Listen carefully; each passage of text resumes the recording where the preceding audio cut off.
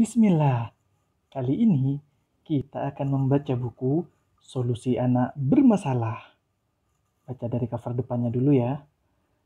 Apakah anak Anda malas sholat, suka berdusta, pendengki, pemarah, penakut, egois, hiperaktif?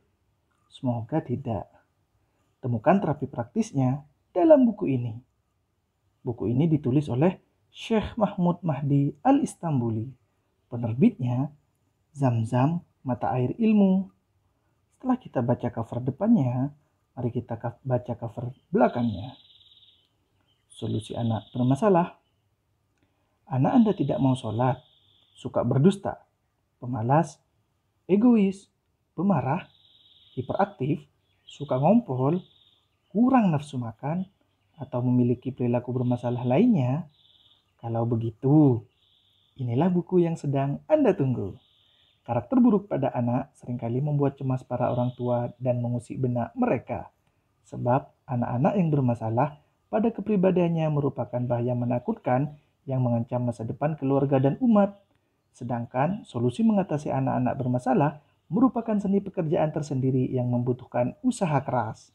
Dalam buku ini dijabarkan berbagai bentuk perilaku buruk anak yang harus diwaspadai oleh setiap orang tua, disertai dengan solusi praktis, menjadikan buku ini layak dibaca oleh setiap orang tua dan para pendidik.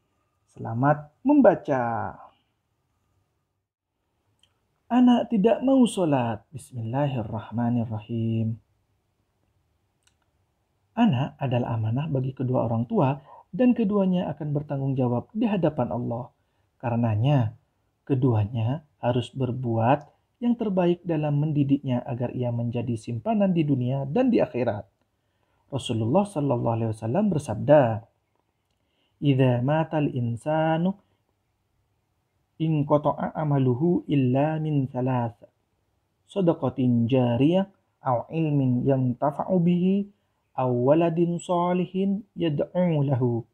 Bila manusia mati, maka terputuslah amalnya, kecuali 3 perkara: sedekah jariah, ilmu yang bermanfaat, atau anak soleh yang mendoakannya. Hadis riwayat Muslim. Para orang tua kebanyakan mengeluhkan anak-anak mereka yang tidak mau mengerjakan sholat. Mereka mengaku sering menasehati dan membentak anak mereka akibat menelantarkan sholat. Para orang tua ini patut diberikan pujian atas kepekaan agama mereka. Hanya saja perlu kita jelaskan bahwa mereka terlambat dalam mendorong anak mereka mengerjakan sholat. Nabi Muhammad SAW bersabda, "Muru auladakum bis sholati wa hum abna'u sab'i sinin, wadribuhum 'alaiha darban ghayra mubarrihin, wa hum abna'u ashrin, wa farriqu bainahum fil madaji'." Perintahkan anak-anakmu mengerjakan sholat saat mereka berumur 7 tahun.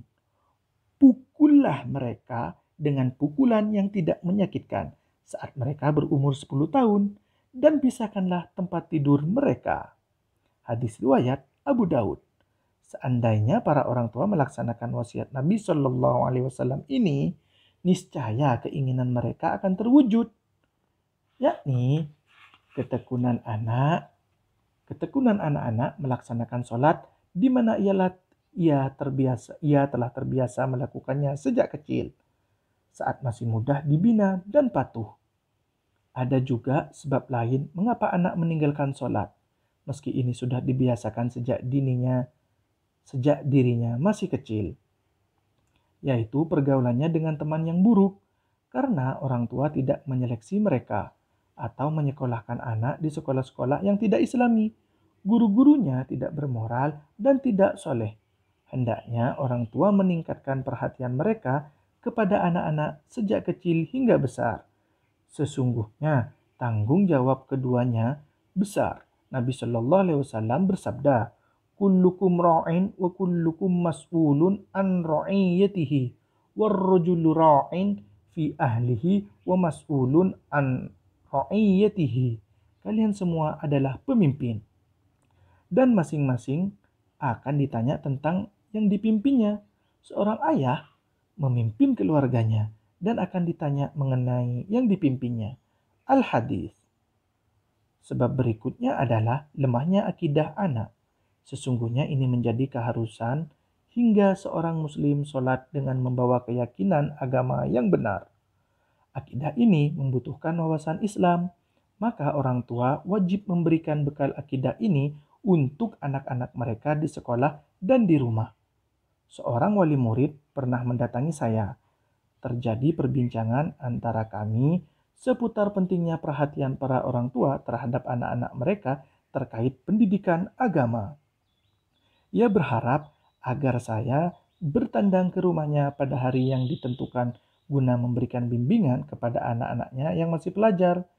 Alangkah bagusnya andai semua orang tua menempuh jalan seperti wali murid yang mulia ini. Menanamkan akidah pada anak membutuhkan keahlian sekaligus ketelitian. Selalu menakut-nakuti mereka dengan siksa Allah dan neraka merupakan langkah yang tidak disarankan.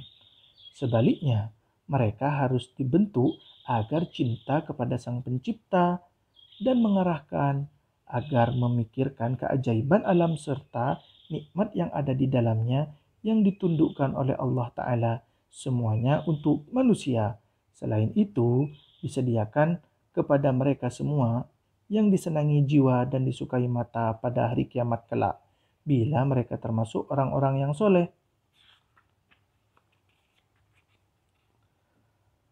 Melatih anak agar mau mengerjakan sholat membutuhkan kebijaksanaan dan kesabaran. Teladan baik sejak dini